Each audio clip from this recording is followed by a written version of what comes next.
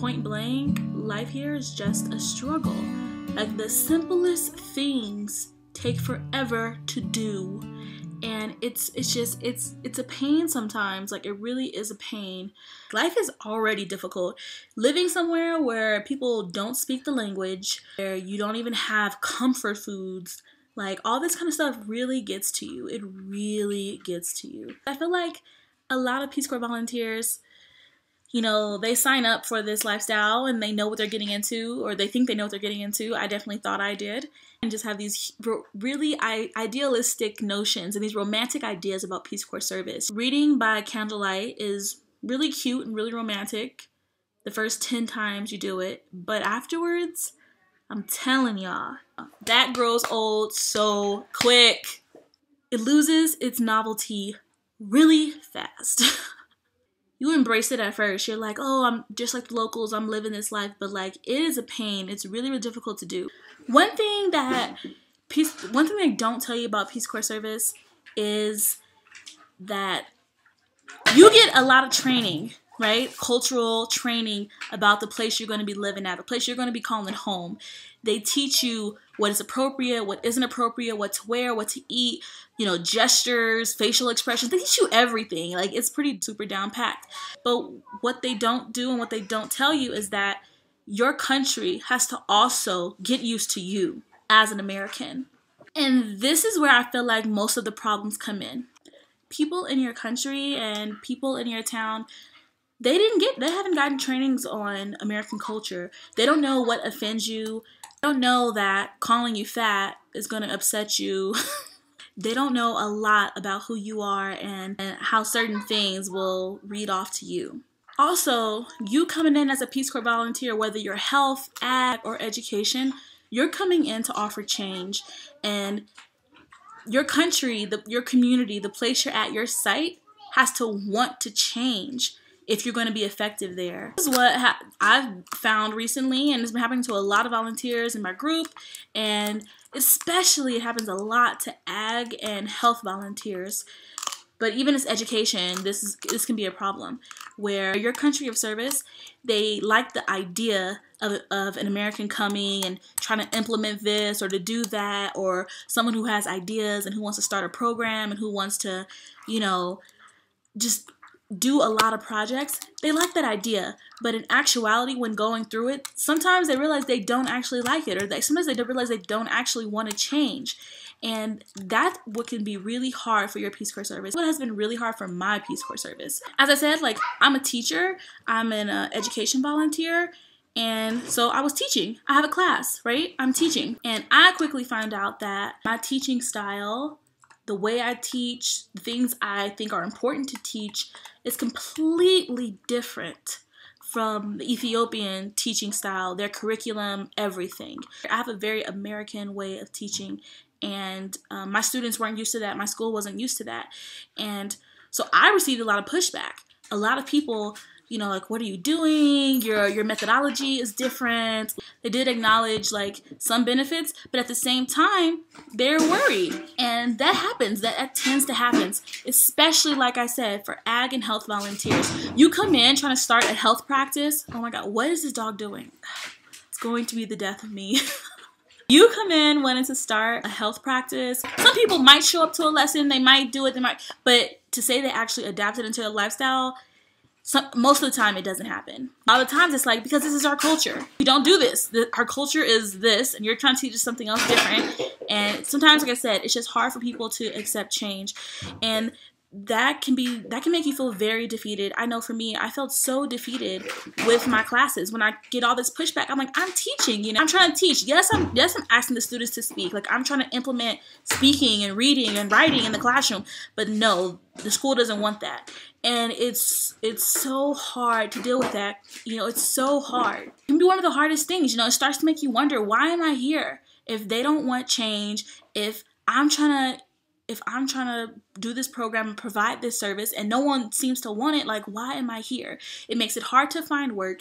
It makes it hard for you to feel like you're valued and your work is valued. It makes it difficult for you to, you know, stay. Like, why stay? So this whole video is all just to say that you need to have reasons for you.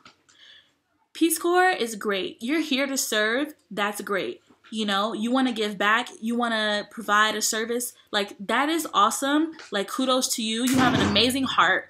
But sometimes that's not going to be accepted, the place you're at.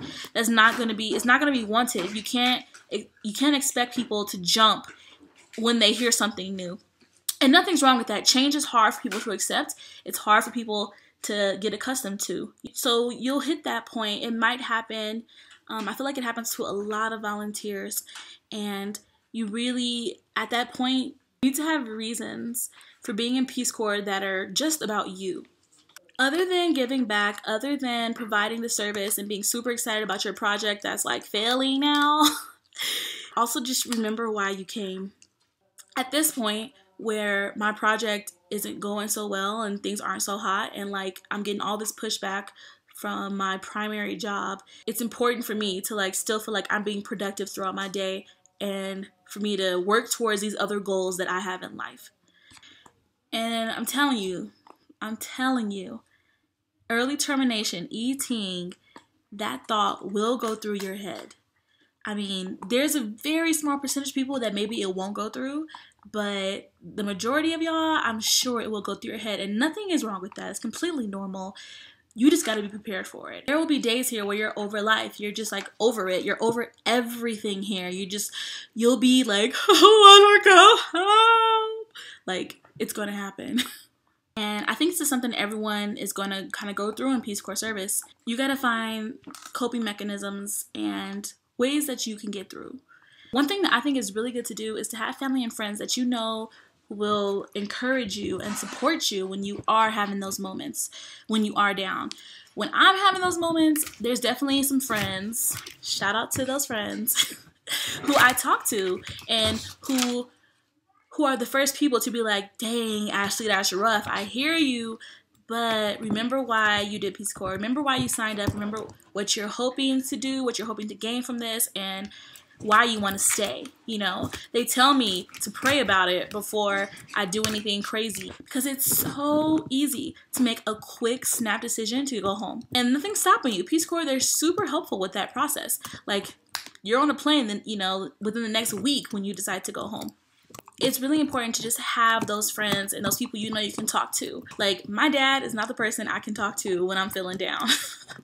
If I were to call him crying like, Daddy, this happened today, I want to come home, I'm so upset, he would be like, come home, like, I got you. That's not going to help me in my service. So what I would recommend you guys doing is like telling a family member or a friend to be, if I call you crying and snot's running down my nose and I sound like I'm dying and I just hate my life here, like, you know, of course, give me good advice, but don't automatically assume that I need to go home. Don't tell me right away that I need to go home. Like, remind me why I wanted to stay. Remind me why I'm putting up with this fight. Remind me why I'm here. But, like, of course, if that is your decision and you do want to early terminate, you do want to go home for whatever reason, like, there is no shame in that whatsoever.